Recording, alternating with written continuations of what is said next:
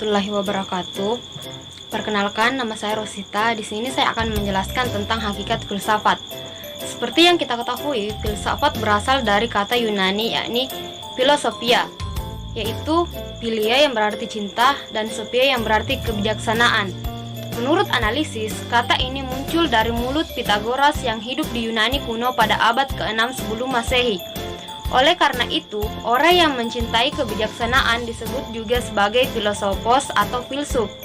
Orang yang mencintai kebijaksanaan bukanlah orang yang sudah memiliki kebijaksanaan, melainkan orang yang terus berupaya mencari kebijaksanaan. Adapun beberapa pengertian dari filsafat itu sendiri, di mana dikemukakan oleh Plato, di mana Plato mengatakan bahwa filsafat adalah ilmu pengetahuan yang berupaya meraih kebenaran yang asli dan murni. Sedangkan menurut Aristoteles, ia mengatakan bahwa filsafat adalah ilmu pengetahuan yang senantiasa berupaya mencari prinsip-prinsip dan penyebab-penyebab dari realitas yang ada. Sedangkan menurut René Descartes, seorang filsuf Prancis yang termasyhur dengan argumen "aku berpikir maka aku ada", ia mengatakan bahwa filsafat adalah himpunan dari segala pengetahuan yang pangkal penyelidikannya adalah mengenai Tuhan, alam, dan manusia. Sedangkan bagi William James, filsuf Amerika yang terkenal sebagai tokoh pragmatisme dan pluralisme, filsafat adalah suatu upaya yang luar biasa hebat untuk berpikir yang jelas dan terang. Konsep atau gagasan dan definisi filsafat yang begitu banyak tidak perlu membingungkan. Bahkan sebaliknya justru menunjukkan betapa luasnya samudera filsafat itu, sehingga tidak terbatasi oleh sejumlah batasan yang akan mempersempit ruang gerak filsafat itu sendiri. Perbedaan-perbedaan itu sendiri merupakan suatu keharusan bagi filsafat, sebab kesamaan dan kesatuan pemikiran serta pandangan justru akan mematikan dan menguburkan filsafat untuk selama-lamanya. Namun, adapun yang dapat saya simpulkan mengenai filsafat itu sendiri, yaitu ilmu pengetahuan yang menyelidiki hakikat segala sesuatu untuk memperoleh kebenaran. Mungkin sekian yang dapat saya sampaikan, lebih dan kurangnya mohon dimaafkan. Selanjutnya akan dilanjutkan oleh rekan saya yang akan membahas tentang hakikat agama. Assalamualaikum warahmatullahi wabarakatuh. Materi selanjutnya yaitu mengenai hakikat agama. Nah, untuk mengetahui hakikat agama itu sendiri, perlu kita kaji pengertian agama secara etimologis dan terminologis. Jadi, agama secara etimologis itu berasal dari bahasa Sanskerta, yaitu a yang artinya tidak dan gama yang artinya kacau. Agama juga berasal dari bahasa Latin, yaitu religio dan religer, yang artinya mengembalikan ikatan. Selain itu, agama juga berasal dari bahasa Arab, yaitu din, yang artinya tata cara hidup atau suatu tatanan.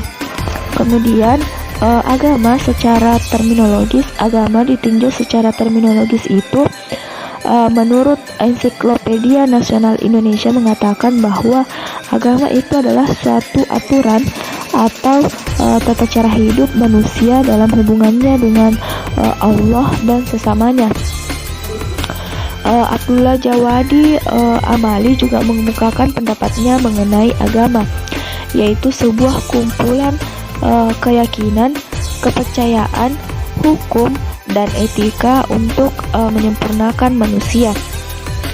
Selain itu, agama juga dalam perspektif Al-Quran itu dikatakan sebagai sebuah kebiasaan sosial, yaitu sebuah kebiasaan yang lazim dalam masyarakat, yaitu tradisi sosial dan adat istiadat yang baik dan benar sesuai ajaran Islam. Dalam pengertian ini, agama dipahami sebagai asal-usul tradisi, yaitu sebagai sesuatu yang berasal dari langit dan melalui wahyu, serta melahirkan prinsip-prinsip tertentu. Pendapat lain mengenai pengertian agama datang dari teolog barat, yaitu Jonas, Dalam bukunya Tarik Jami Adiana, dia mengatakan atau berpendapat bahwa agama itu adalah ketetapan Allah untuk membimbing manusia bahagia dan selamat dunia akhirat. Dari pengertian-pengertian agama secara etimologis dan terminologis, dapat kita simpulkan bahwa agama itu adalah sebuah tatanan atau cara hidup atau tata cara hidup yang mengatur manusia sehingga manusia ini bisa bahagia, selamat dunia dan akhirat. Itulah materi dari saya mengenai hakikat agama. Terima kasih. Baik, bismillahirrahmanirrahim. Saya akan melanjutkan tentang hakikat sains. Jadi, sains diambil dari kata Latin scientia, yang artinya adalah pengetahuan. Solon merumuskan bahwa sains merupakan kumpulan pengetahuan dan proses, sedangkan Kuslan Stone menyebutkan bahwa sains merupakan kumpulan pengetahuan dan cara-cara untuk mendapatkan dan mempergunakan pengetahuan itu sendiri. Jadi, sains merupakan produk dan proses yang tidak dapat dipisahkan. Baik, selanjutnya yaitu karakteristik umum sains atau pengetahuan. Jadi, pengetahuan atau sains mempunyai sifat antara lain sistematik, konsisten, di mana antara teori dengan satu sama lain tak bertentangan. Nah, yang kedua yaitu eksplisit atau disepakati secara universal dan bukan hanya di kalangan kecil saja. Dan yang ketiga yaitu dia itu ilmiah, benar, pembuktian dengan metode ilmiah melalui riset dan penelitian. Nah, tadi pengertian dari sains itu sendiri. Jadi di sini saya akan menyimpulkan tentang apa itu persamaan dari filsafat, agama dan sains. Nah, titik persamaannya di sini yaitu baik ilmu, filsafat maupun sains bertujuan sekurang-kurangnya adalah sama-sama mencari kebenaran. Ilmu pengetahuan dengan metodenya sendiri mencari kebenaran tentang alam, termasuk tentang manusia. Di sini dia itu riset dengan pembuktian dengan secara ilmiah. Filsafat dengan letaknya sendiri pula menghampiri kebenaran, baik tentang alam maupun tentang manusia ataupun tentang Tuhan. Yang belum atau tidak dapat dijawab oleh ilmu karena di luar atau di atas jangkauannya. Nah, di sini agama dengan karakteristiknya sendiri. Nah, di sini agama dengan karakteristiknya sendiri pula memberikan jawaban atas segala persoalan mendasar yang mempertanyakan manusia, baik tentang alam, tentang manusia maupun tentang Tuhan. Nah, selanjutnya yaitu titik perbedaan dari filsafat, agama dan sains. Di sini baik ilmu maupun filsafat keduanya merupakan hasil dari akal budi atau rasio manusia. Sedangkan agama bersumberkan dari wahyu Allah. Ilmu pengetahuan mencari kebenaran dengan jalan penyelidikan atau riset seperti yang tadi saya sebutkan, dan pengalaman empiris dan percobaan eksperimen sebagai batu ujian. Filsafat menghampiri kebenaran dengan cara menulangkan atau menggambarkan akal budi secara radikal atau mengakar.